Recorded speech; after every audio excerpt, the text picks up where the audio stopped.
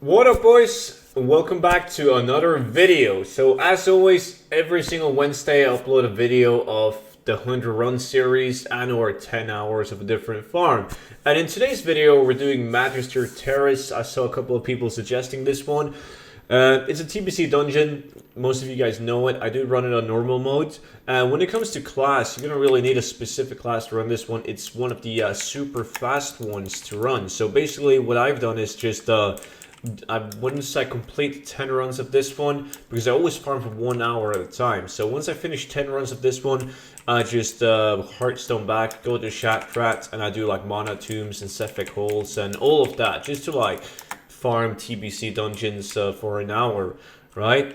Now keep in mind that this is only going to be loot from 100 runs doing this. I'm not going to include all the items that I got from the other runs, but it's like when I do runs on my live stream, we do a 1 hour challenge at a time. So to fill in the gaps, I just do random dungeons after finishing 10 for this one. So class doesn't really matter at all. I prefer to use my druid though, because once you're at the last boss, it's convenient to just use Dreamwalk twice to port in and out again. So that's what I do. And I use Spirit Tatar and my speed set druid as always. So the runs are pretty damn quickly. When it comes to like the items that you want from Sunwell, it's like pretty much every single other TBC dungeons. You're only going to make gold if you get like patterns and plants, like epic ones. And there's a couple of selected pieces like green items, usually crossbows and bows and a couple of swords and so on, that can actually give you some decent gold. But it's not good in terms of transmo. It's mostly for patterns and plants. And a lot of TBC dungeons also gives you the option to mine veins and pick flowers. And even some like primal drops from specific mobs in the dungeon. This one doesn't have any of that, right? So it's simply just for the RNG of getting like a pattern or a plan. And when it comes to route, it's pretty straightforward. You just run through the dungeon, kill absolutely everything.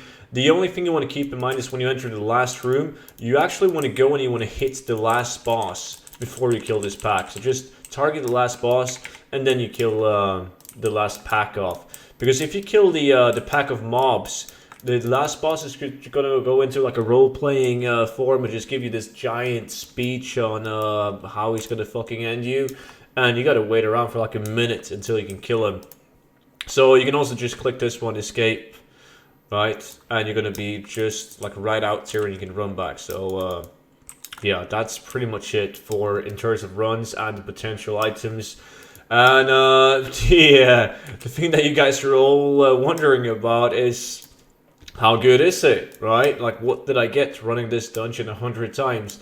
And the answer is right in my bags, right here. So this is what I ended up with after 100 runs. The items in the first bag is, well, to be honest, they're not worth mentioning. It's just some shitty blue items and a couple of shitty crossbows and bow with a high market value, but the value of my realm is really, really bad.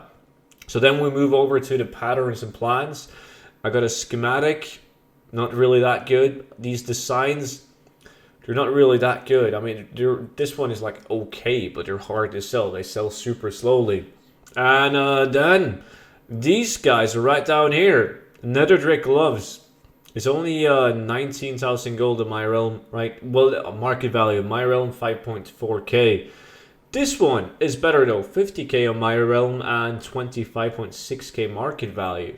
And then I also got this pattern for the bracers, 13k market value, only 1.8k on my realm. So it wasn't good. I mean, it wasn't good at all. The market value on all of this is going to be like roughly 129,000 gold, right? So this is one of the worst farms that I've done for the 100 runs. It really isn't good.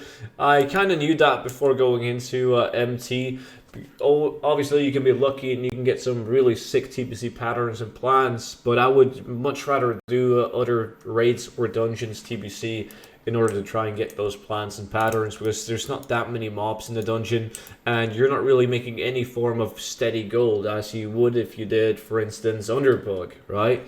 So it isn't optimal. It really isn't, but for fun. I mean, if you feel like you've done all the other dungeons and you want to give something new a go, then go ahead, go do it. But that was it for today's video. So if you guys got like any suggestions whatsoever on the next dungeon and or the open world form that I should do next, just leave it down in the comment section, and I will see you all in the next video. Thanks for watching. Bye bye.